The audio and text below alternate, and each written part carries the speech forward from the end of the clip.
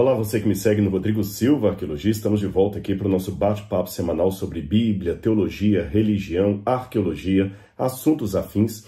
E nesta semana, hoje, eu gostaria de falar com você sobre uma pergunta, um tema que de vez em quando aparece nas redes sociais para eu responder. Afinal de contas, que língua falava Jesus? Muitas pessoas perguntam sobre isso. Jesus falava em grego, em hebraico, aramaico, latim? Qual era a língua de Jesus? Como ela soaria hoje? Vocês devem conhecer um episódio até um pouco desconcertante que aconteceu em 2014, quando o Papa Francisco foi visitar Israel, Jordânia, acho que ele passou na Palestina na época também, e num encontro com o primeiro-ministro Benjamin Netanyahu, o ministro talvez para fazer uma média com o Papa, ou não sei, o ministro falou assim: Jesus esteve aqui nessa terra, no discurso dele, e ele falava hebraico. Aí, logo depois que o ministro israelense falou, Jesus esteve aqui nessa terra e falava hebraico, o Papa retrucou. Ele falava era aramaico, não hebraico. E o ministro também não se fez de rogado, falou sim, mas ele conhecia bem o hebraico. O que alguns interpretaram como uma troca de ferpas, outros apenas como uma situação espontânea, quando políticos falam coisas realmente têm grandes consequências, o fato é que esta questão entre Netanyahu e o Papa é a pergunta de muita gente. Jesus falava hebraico ou aramaico? Qual era a língua de Jesus? O Novo Testamento foi escrito em grego, então Jesus falava em grego, e hoje eu quero mostrar para vocês um pouquinho para a gente entender qual era essa língua original de Jesus. Para começo de conversa, já vou dizer que o conhecimento, o entendimento da maior parte dos especialistas era sim, que Jesus falava em aramaico, na maior parte do tempo. A conversação diária era em aramaico. Ele sabia hebraico, Jesus, porque na sinagoga nós vemos Jesus lendo o texto de Isaías, quando ele foi à sinagoga de Nazaré, isso está em Lucas capítulo 4, e esses textos geralmente estavam em hebraico. Então, na sinagoga havia o hebraico usado como língua litúrgica para as orações da sinagoga, para a leitura do texto sagrado e para alguns diálogos entre fariseus, sacerdotes, rabinos, que geralmente eram em hebraico, a língua sagrada. Porém, no dia a dia, no comércio, ao lidar com as pessoas mais simples, nas suas parábolas, Jesus quase certamente, eu digo quase certamente porque nós trabalhamos com hipóteses, mas é 99% de certeza que Jesus falava em aramaico. E talvez ele até soubesse uma ou outra coisa de grego. Não é impossível, mas também não é uma certeza absoluta, porque certa vez houve alguns gregos que queriam ver a Jesus e foram até Filipe, não se dirigiram diretamente a Jesus. Então parece que Filipe, que era de uma ascendência grega, sabia talvez os dois idiomas e agiria ali como se fosse um intérprete de Jesus. Então essa é uma hipótese. Mas deixe-me falar então dessa língua aramaica que Jesus falava. Que língua é essa? De onde que ela vem? Qual a origem dessa língua? Esse estudo que eu estou trazendo para vocês aqui também faz parte dos estudos que eu já estou preparando para o Novo Testamento no curso A Bíblia Comentada, que aliás, se você não é ainda meu aluno lá no Bíblia Comentada, eu queria convidá-lo para fazer parte desse time. São mais de 60 mil alunos já passaram pela plataforma, e hoje nós temos milhares que continuam estudando conosco diariamente, ou melhor, semanalmente a Bíblia, alguns diariamente porque eles vão assistindo outras aulas novamente, ou seja, você faz aí o horário do seu estudo. E quando eu disse plataforma, é porque a Bíblia Comentada hoje não é apenas um curso bíblico na internet, não. É uma plataforma onde você tem ali várias informações, é uma verdadeira enciclopédia que nós estamos construindo de estudo, de interpretação bíblica, de conhecimento histórico, contextual, teológico, arqueológico. As pessoas têm dado feedbacks muito positivos para a nossa equipe. Estão ficando muito felizes, porque eu prometi que o conteúdo que receberiam lá não seria inferior ao de um aluno matriculado no bacharel em teologia. Embora fosse um conhecimento profundo, ele seria dado com didática e as pessoas vão aprendendo cada vez mais da palavra de Deus. Aliás, não é só a plataforma, não. Nós também temos ali uma comunidade no meu canal do YouTube E nessa comunidade vocês têm muitas enquetes que vocês recebem, muitos textos meditativos e outras coisinhas mais que nós vamos colocando aos poucos para vocês ali. E você também pode seguir o Bíblia Comentada nas redes sociais, tá bem? Eu vou deixar também aqui, nesse vídeo, você já vai ter também o link que você pode se inscrever para aprender mais sobre o Novo Testamento. Voltando ao que nós estávamos discutindo. A língua que Jesus falava, eu já disse que era, na maior parte das vezes, aramaico. Os judeus da época de Jesus, muitos deles evitavam usar o hebraico como língua corrente, porque acreditavam, como aqueles judeus que vão estar na Europa posteriormente, que o hebraico, por ser uma língua sagrada, não poderia ser usado para questões triviais do dia a dia. Você sabe que muitos judeus europeus falavam, por exemplo, o Yiddish, para não usar o hebraico para as conversações triviais. Então eles conversavam mais em Yiddish, que era um dialeto formado ali a partir do alemão, do hebraico, que muitas famílias de judeus ultra-ortodoxos ainda continuam usando até os dias de hoje. Mas vamos ver os sinais desse aramaico no Antigo Testamento. Nós temos partes do Antigo Testamento que foram escritas em aramaico. Ou seja, mesmo o hebraico, que era a língua que domina o Antigo Testamento, teve de dar espaço a algumas porções que foram escritas em aramaico. O aramaico e o hebraico, daqui a pouco eu vou mostrar a origem dos dois idiomas, são línguas muito parecidas. O aramaico, ele é mais próximo do hebraico, como se fosse o italiano e o português.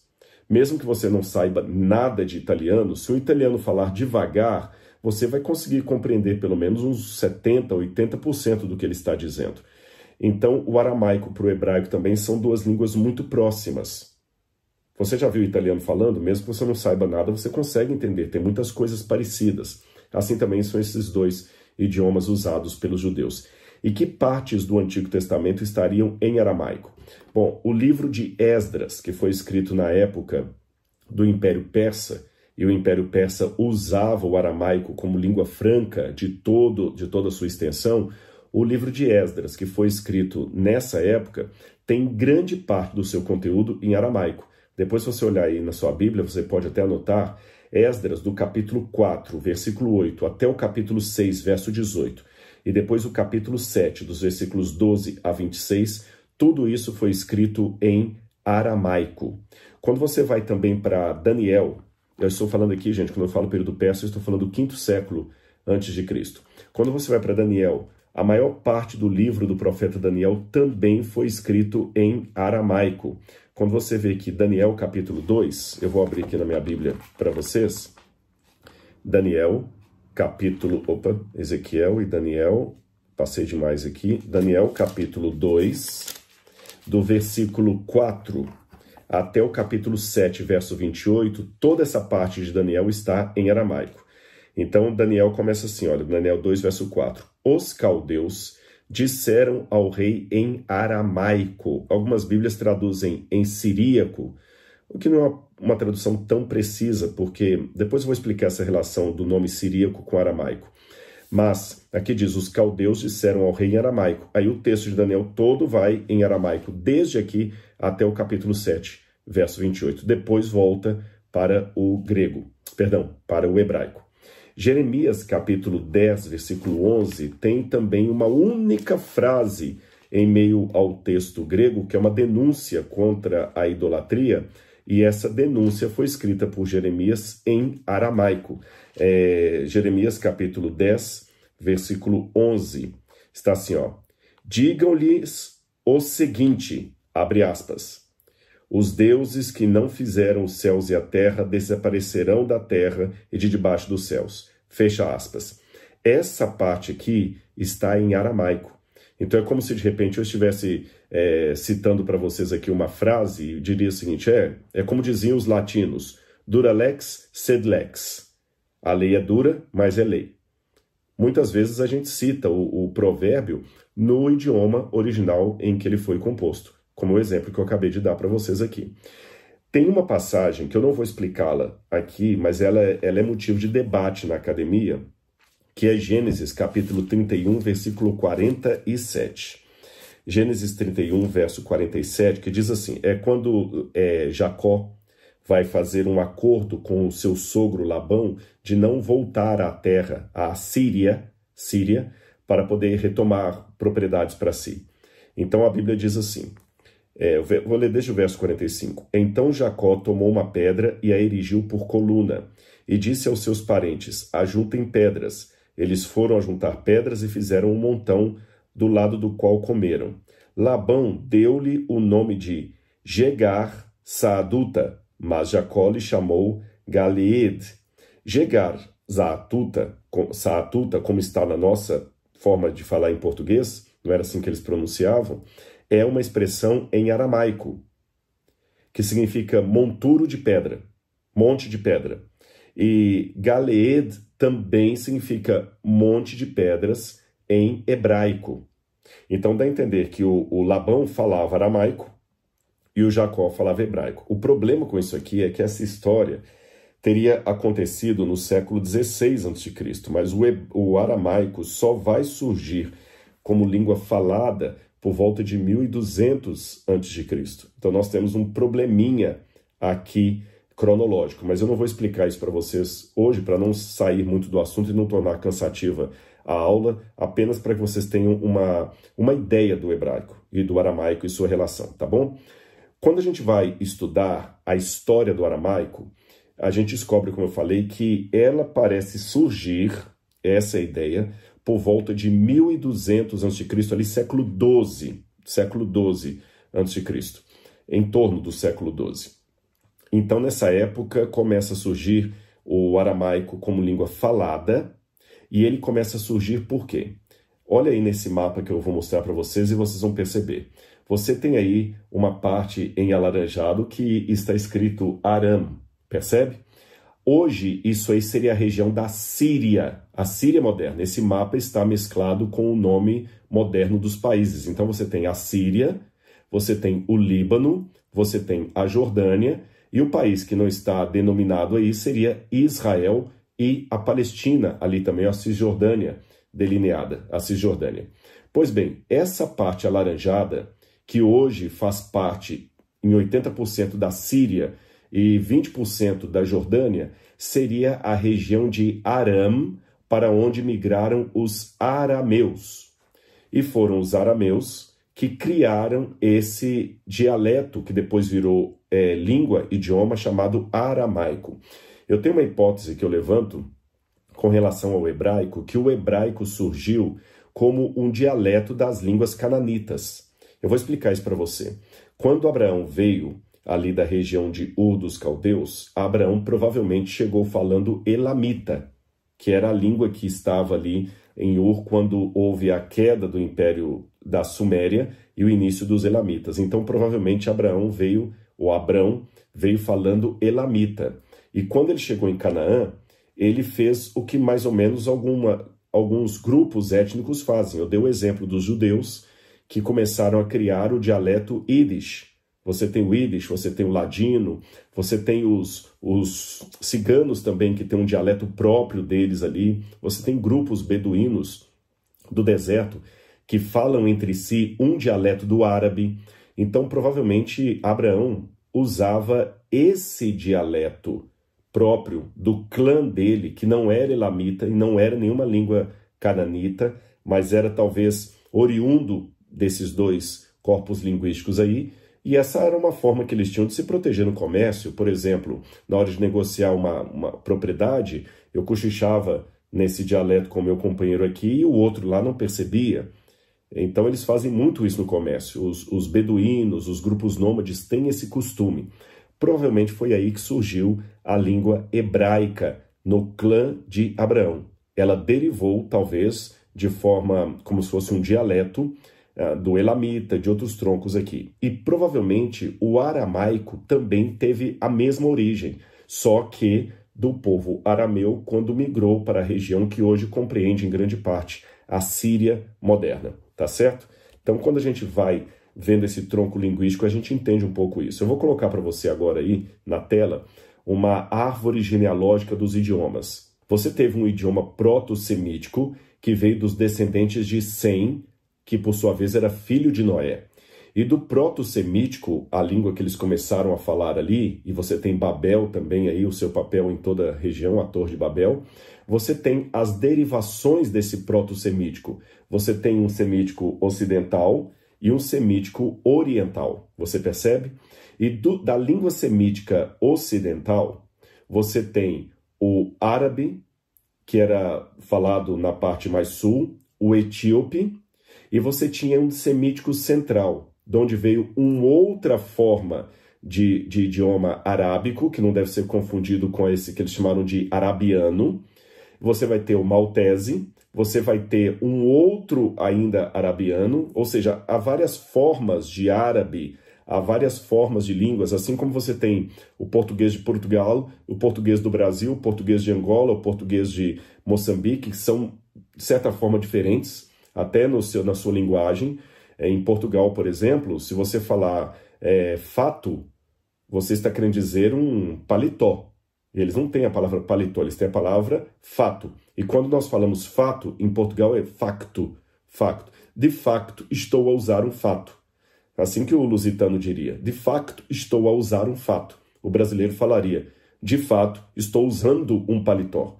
Então, enquanto a forma de falar dos portugueses é uma forma de colocar sempre o verbo estou a falar, estou a usar, estou a pensar, o brasileiro já coloca mais no gerúndio. Estou pensando, estou falando, é a mesma língua, mas já tem características diferentes. Assim também que você vai ver nesses troncos que os especialistas vão estudando. Vamos voltar para a tela e você vai entender melhor isso.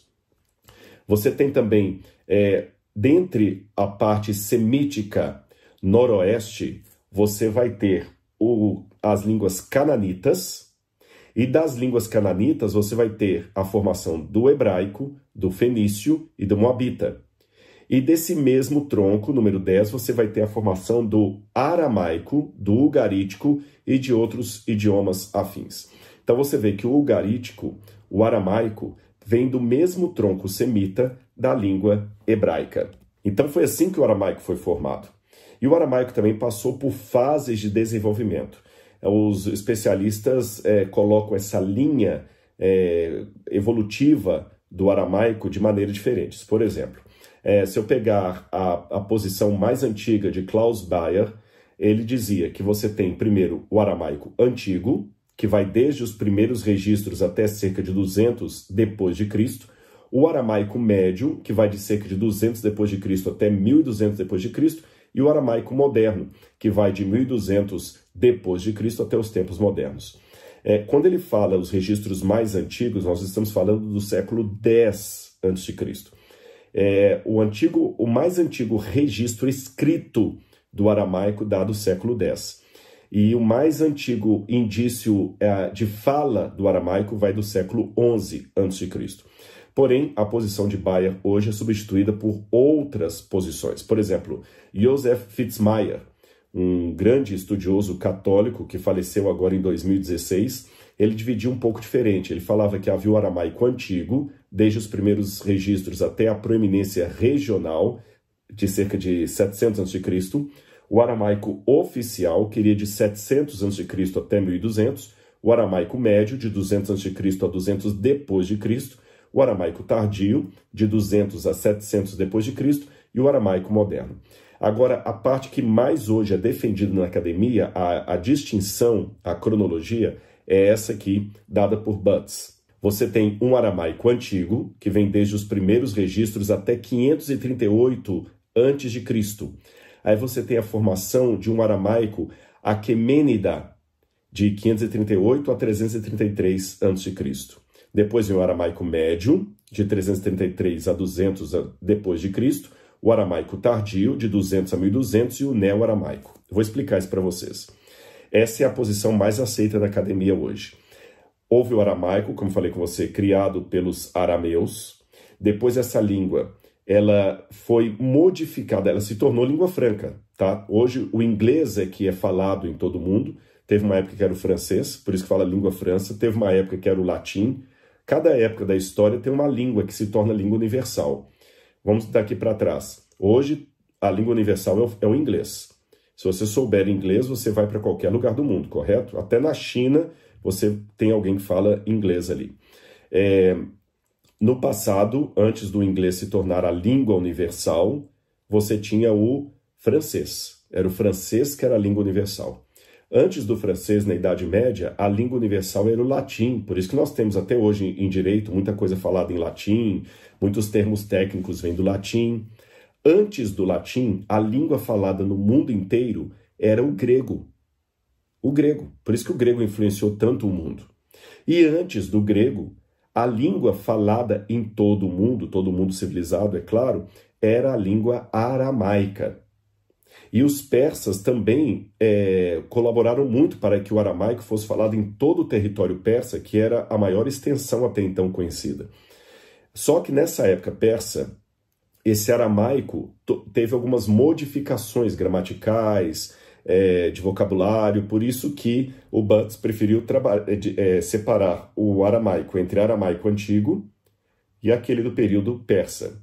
Depois você vai ter um outro tipo de aramaico, que esse sim vai ser chamado também de siríaco, que vai ser usado a partir da Idade Média e outro a partir de 1200 para cá.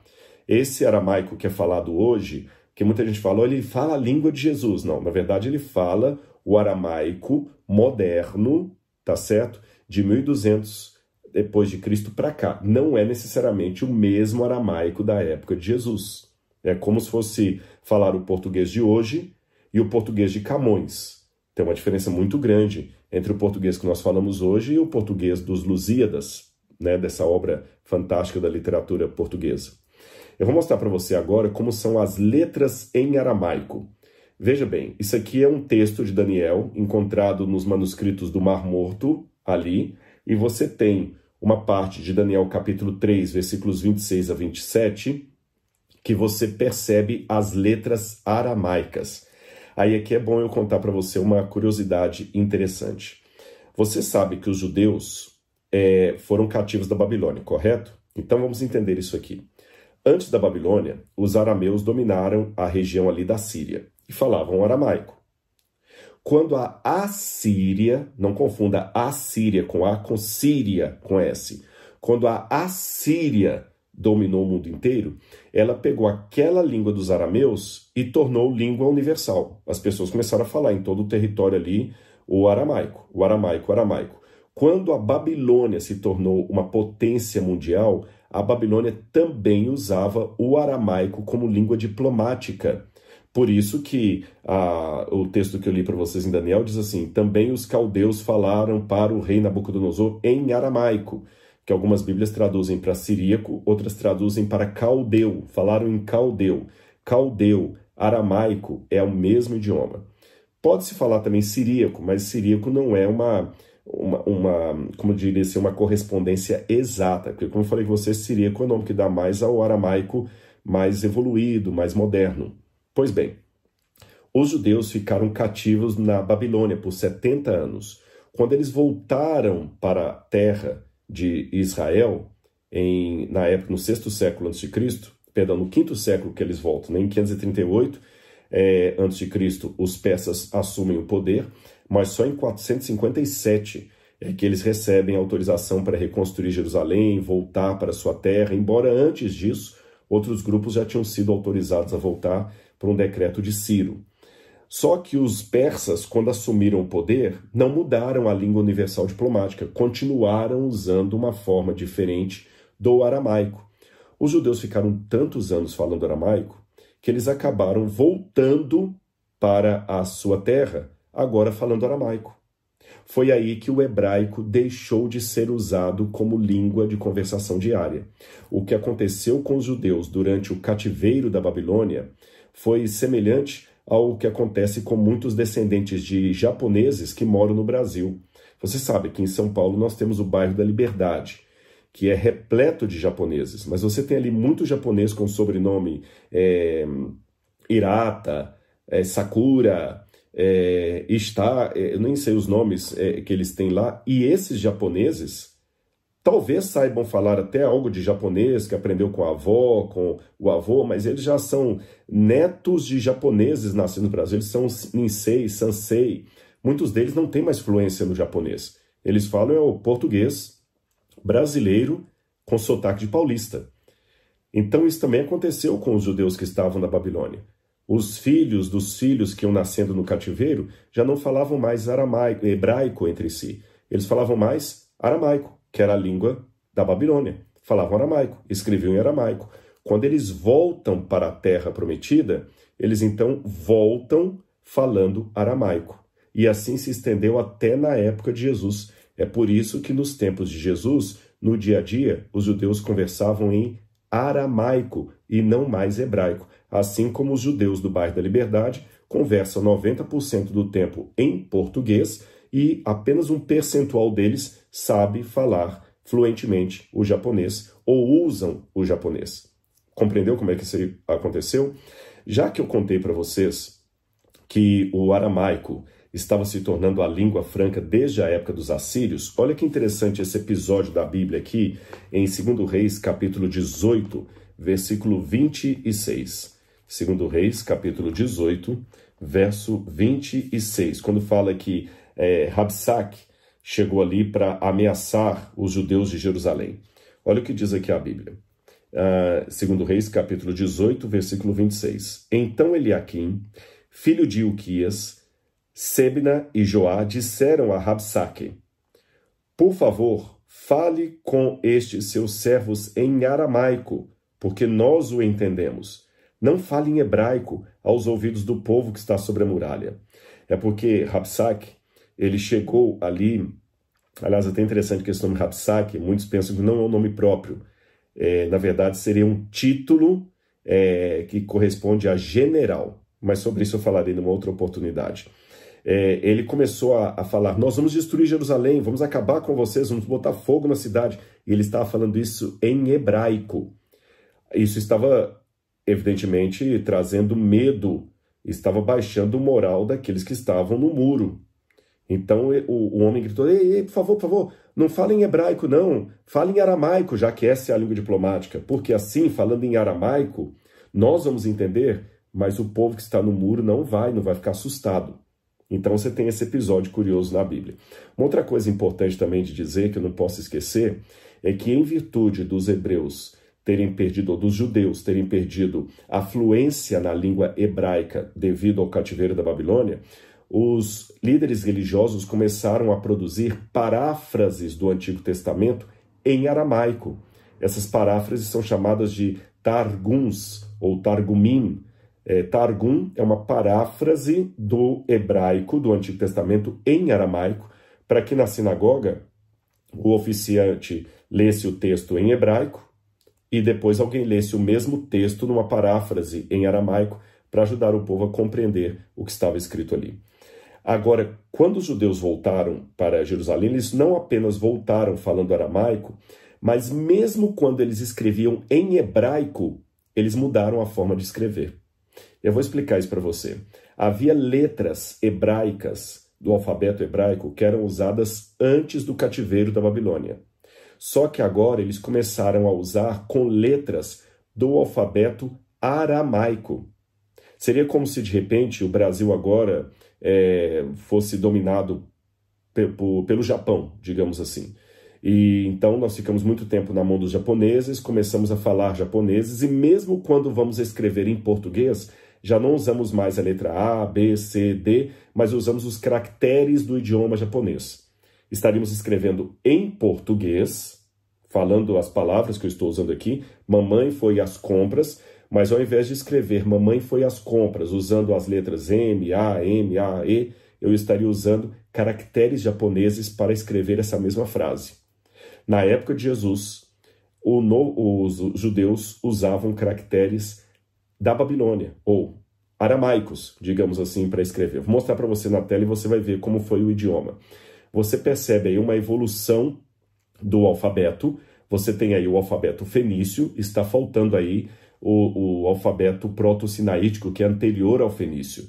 Mas você tem o alfabeto fenício, e o alfabeto hebraico era muito parecido com o fenício, era praticamente o mesmo que você vê aí nessa tarja vermelha. Depois você tem uma tarja cor amarelo-ouro, onde você tem o antigo aramaico. Perceba que as letras eram muito parecidas com as do fenício e, por extensão, do paleo-hebraico, do hebraico antigo. Agora, na época em que o aramaico se tornou a língua oficial ali da Pérsia, você percebe que a forma de montar as letras do aramaico mudou. Perceba a primeira letra que está da direita para a esquerda é a letra Aleph. Veja como o Aleph foi modificando. Depois, é sempre da direita para a esquerda. Eles escreviam diferente do que nós escrevemos em português. Depois, veja a letra seguinte, a Beit. Veja como ela foi mudando. Depois veio o Gimel. Veja como ele foi mudando. E quando nós comparamos isso com a forma hebraica de escrever, e você tem aqui a forma hebraica no próximo aí azul, você vê que o hebraico está escrito o idioma hebraico judeu-palestino, como alguns técnicos chamam. Veja como o Aleph, o Beit, o Gimel, o Dalet começam a imitar as letras aramaicas. Então, assim que eles faziam para escrever. Vou mostrar para vocês uma próxima lâmina, onde você vai ver isso ainda de maneira mais clara. Veja como era o hebraico da época imperial, da época persa. Veja como o Aleph era feito. Depois, o hebraico vai imitar esse Aleph, o Beit, o Gimel, o Dalet, fazendo o que a gente chama de hebraico quadrático.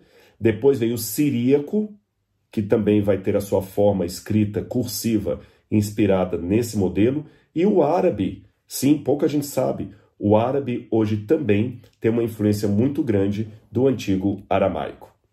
Agora você deve estar perguntando, que legal, Rodrigo, eu não sabia dessas coisas. Mas quais são as diferenças entre o hebraico e o aramaico? Você poderia dar alguns exemplos? Sim. Eu tenho um livro aqui, esse livro está esgotado. Aliás, quando eu fui fazer o meu doutorado, que eu passei um tempo também na França lá estudando, o livro já estava esgotado e eles me deram a cópia Xerox dele, La Langue de Jésus, o aramaico do Novo Testamento.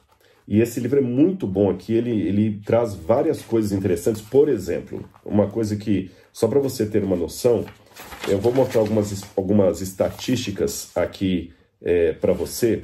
Olha que curioso isso. Preste atenção nessas estatísticas. Você tem em Mateus 1070 versos. E nesses 1070 versos temos 300 semitismos, isto é, expressões idiomáticas que estão em hebraico ou aramaico.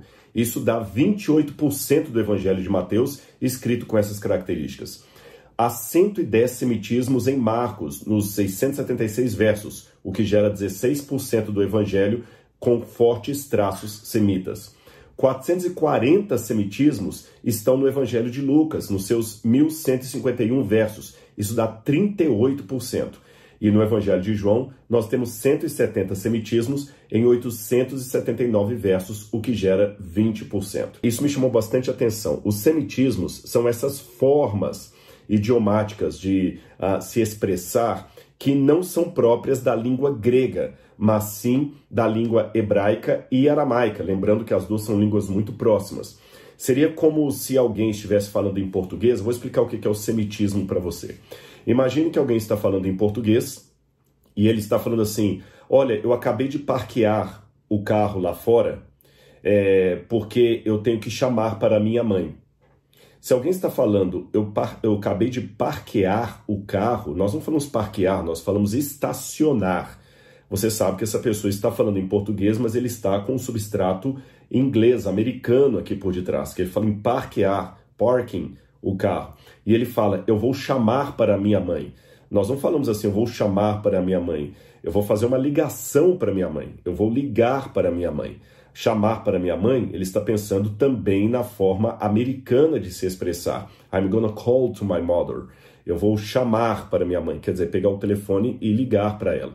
A gente fala ligar em português, eles falam chamar em inglês. Então ele acaba falando em português, mas de uma maneira anglicista, ou seja, com o inglês por detrás. É assim que estão grandes partes do Novo Testamento. E o mais surpreendente, eu descobri isso até quando eu fiz meu doutorado sobre o Evangelho de Lucas, é que Lucas, dos 4 evangelhos, é aquele que tem o maior número de semitismos, que também são chamados de aramaísmos, ou seja, formas de se expressar que são próprias do hebraico.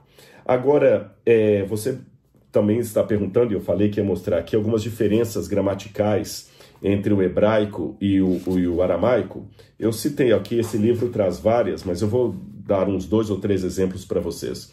Quando a gente fala, por exemplo, em hebraico, algo que pertence a algo, por exemplo, eu quero dizer, o cavalo do rei, Hassus Hameler, literalmente, o cavalo, o rei, mas você entende, o cavalo do rei, tá certo? Hassus Hameler. Mas se eu quero dizer, por exemplo, em aramaico, do rei, eu diria Malha. Percebe? Por exemplo, vamos falar a expressão que ele trouxe aqui, o rei do reino. Ele vai falar o seguinte, o rei seria Hameler, em aramaico seria Malha, do rei, ou rei em aramaico. Outro exemplo que ele dá aqui, também da palavra casa de Jerusalém. Em hebraico nós diríamos Beit Yerushalayim, casa de Jerusalém. Em aramaico você diria assim, Bate di Urishalem, parece até em português, né? Di. Então tem essas diferenças.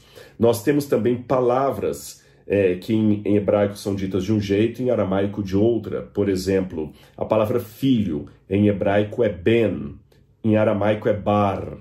Então, por exemplo, você sabe aquele nome Barrabás, filho do pai. Barrabás, filho do pai. Aí não tem o di, né? Fica só filho do pai, aquele filho que procede do pai. Se for em hebraico, a gente falaria Benab, ou Benav, filho do pai. Outros exemplos que eu poderia pegar aqui, deixe-me ver, que eles colocam aqui, Kedi, Mindi, que é a mesma palavra, num idioma ou no outro, e assim por diante. Então são línguas muito similares, como eu falei com vocês, quase como se fosse o italiano e o português ali. E eu quero mostrar agora algumas partes do Novo Testamento que foram deixadas em aramaico, para você ter uma noção. Expressões que o Novo Testamento preferiu nem traduzir para o grego, deixar em aramaico. Vamos aqui na tela e você vai ver quais são essas expressões. Quando Jesus vai à casa de Jairo, em Marcos capítulo 5, versículo 41, ele chama a menina de Jairo à vida dizendo Talitá cum, ou Talitá cumi, como dizem alguns. Deixa eu explicar para vocês essa expressão aramaica. Talitá, tali, em aramaico, seria garoto, adolescente. Talitá seria garota, é o feminino. Tali, menino. Talitá, menina. Em hebraico, seria Yalid, tá? Yalid, que seria o menino. Yalidá, a menina.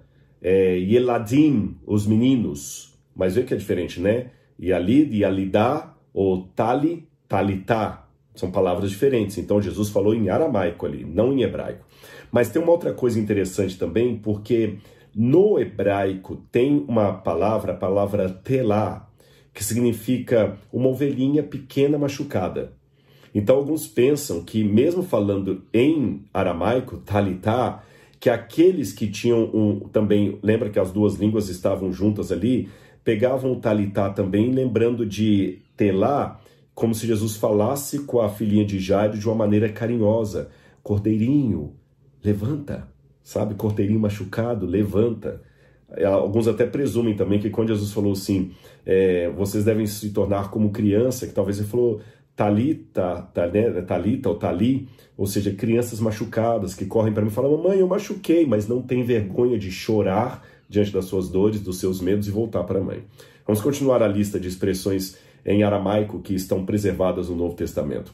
Quando Jesus também fez o milagre, que está em Marcos 7,34, ele diz Efatá, ou seja, seja aberto, isso é aramaico. A palavra Abba, em Marcos 14,36, também é aramaico. Em hebraico seria Av. Em hebraico seria Av. Em aramaico, Abba. Quando Jesus falou em Marcos capítulo 5, verso 22, aquele que chamar o seu irmão de Raca está condenado perante Deus. Eu vou explicar essa expressão aqui também. O mandamento dizia não matarás. Jesus falou o seguinte, eu sei que foi dito não matarás. Porém, aquele que não mata, mas chama o seu irmão de Raca, que as Bíblias traduzem por tolo, já pecou perante Deus. Raca é uma palavra aramaica que pode ter dois significados. Raca pode significar cabeça de boi, que é uma maneira de chamar o outro de burro, de idiota, de estúpido, ou seu cabeça de boi. Ou pode significar também a onomatopeia do gesto quando alguém cuspia no chão, escarnecendo de alguém que passava. Raca! Raca! Essa onomatopeia que eles faziam isso aí em aramaico. Então pode ser esse o sentido. Quando Jesus fala aquele que chama o seu irmão de tolo, no original está aquele que chama o seu irmão de raca, que é um termo aramaico, não hebraico. A palavra para mestre em hebraico é rabi, mas em aramaico, rabuni. E foi dessa maneira que Maria Madalena chama Jesus em João capítulo 20, verso 16. A famosa expressão de Jesus, Eli, Eli, lema sabachthani, que significa Deus, meu, por que me desamparaste? Em Mateus 27, 46, é uma forma de transcrever em grego uma expressão original em aramaico, Elahi, Elahi, que até eles pensavam que Jesus estava chamando por Elias. Olha que interessante, Jesus falou Elahi, Elahi, quer dizer, meu Deus em aramaico, Elahi. Mas aqueles que não entendiam muito bem a diferença das duas línguas, pensavam que Jesus estava dizendo Elahi, Elahi, Elahi, que é Elias. Mas na verdade ele estava chamando Deus meu. A palavra Osana, que também é um termo, alguns pensam que é hebraico, outros pensam que é aramaico, significa ó Senhor, salva-nos. Marcos 11, verso 9. E por fim, quando Paulo também traz a expressão Maranata, Maranata, o Senhor vem, mar é Senhor em aramaico, mar, Mara, senhora.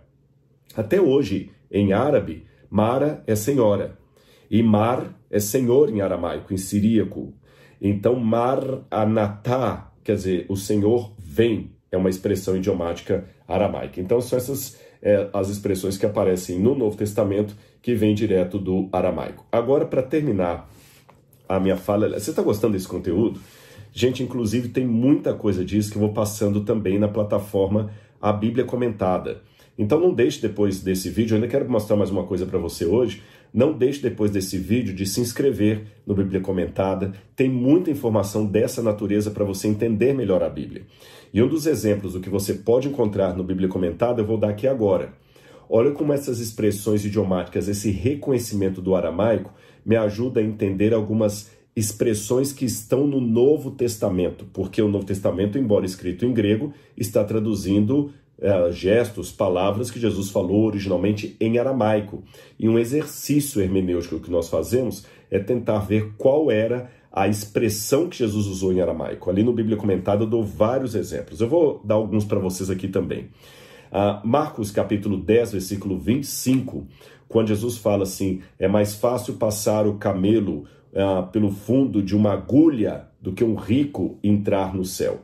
É interessante que nós temos ali um trocadilho da palavra camelo, gumla, que também quando fala, lembrei de outra passagem, quando Jesus fala o seguinte, vocês como mosquito e engolem o camelo, gumla, com kamla, sabe, que você vê que tem um trocadilho que só dá certo em aramaico, é como se eu falasse em português assim, tem pena de quem tem pena, né? Ou seja, tem dó das aves.